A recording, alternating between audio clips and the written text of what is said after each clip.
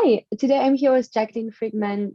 Jacqueline is an experienced marketing leader and strategist. She's passionate about content and she is the marketing director at Narrative Wave. Jacqueline, thank you so much for being with me today. Of course, excited.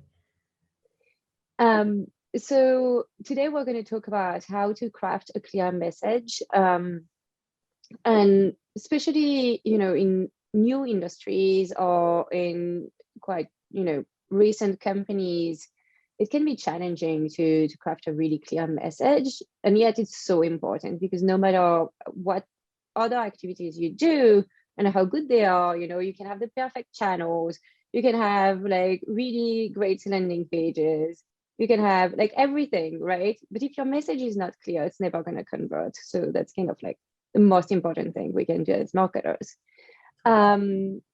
So, with that, I'd like to have kind of your point of view on how to create a very clear message in a small company and in a new industry. Yeah, for sure.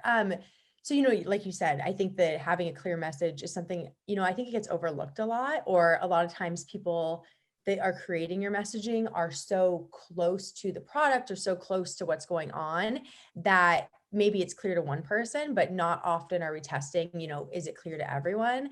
Mm-hmm. And, I think it always goes back to qualifying, right? As a marketer, we always want to be able to qualify our efforts, and having a clear message really, really can help with that. And is kind of a good like starting point.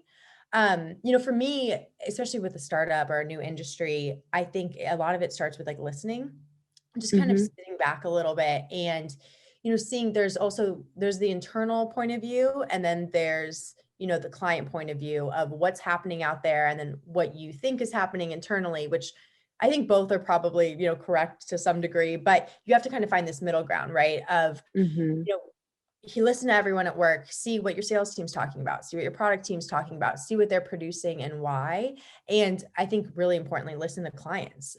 So, and prospects, existing clients, and sitting in on those sales calls and hearing, what people are looking for.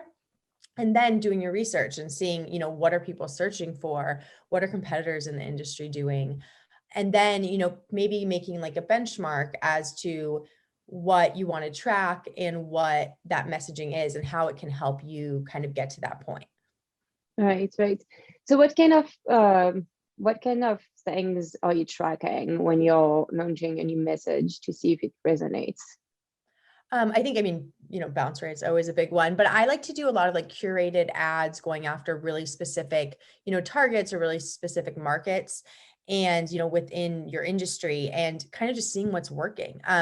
A big thing for me is like mapping the pipeline. I Mm-hmm. think that buying, as marketers, I think we should be as engaged as possible, and not just producing that, top of line messaging, but then making sure it's actually following through and doing the job.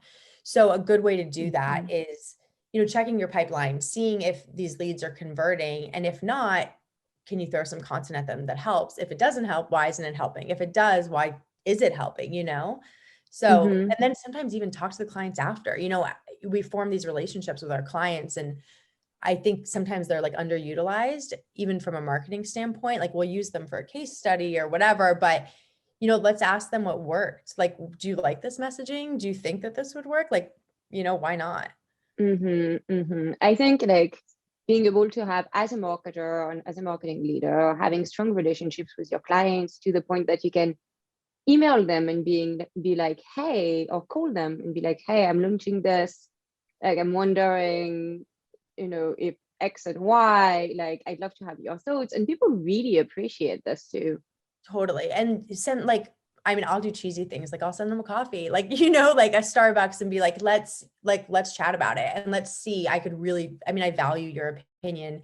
They're an expert. And, as marketers, we're experts in what we do, but it's that thing where like you kind of lose, it's easy to lose your vision or get kind of in your own head, especially when you're at a startup or at somewhere smaller where you're wearing a lot of hats.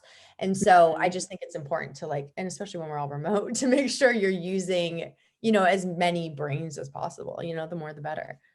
All right, all right. So I'm curious, how do you, because sometimes having access to customers can be difficult as a marketer, right? And I'm curious if you have like tips you can share on how you've done this successfully in your career. Yeah, I mean, I think I try to just be like involved.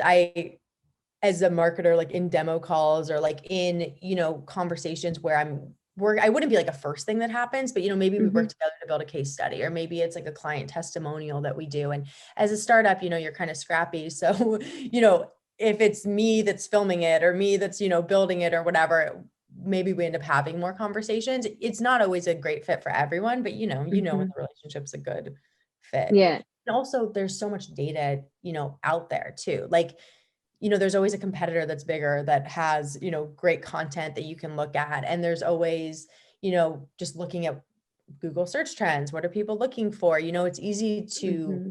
infer, even with like psychology and stuff, like how we can reach people. So leveraging all the tools, right? Right, right. I do love looking at competitors. This is pretty much the first thing, I did when I started at the company. Now that I'm in an agency, when I'm starting with a client, what are the competitors doing, right? And like, you don't have to reinvent the wheel. Whatever is very smart they're doing, you can do it too. Totally. Yeah. And yeah, 100%. And as long as you own like what those differentiators are, it's, Mm-hmm. and I mean, that goes back to the messaging, right? Like sometimes you look at these, companies and like all the messaging just sounds the same. And Mm-hmm. yeah, you have to kind of figure out like how to differentiate yourself and not get lost in the jargon. All right, right, right. Okay, so to summarize all of this, because we talked about a lot of things here, listening, right, is number one. Yeah, I'd say listening for sure. Doing your Listening, research. qualifying. Yeah. Mm-hmm. Yeah, yeah. All right, so here we are, like the best steps to build a really clear message. I hope it's helpful, and thank you so much for joining today, Jacqueline. Awesome. Thank you so much for your time.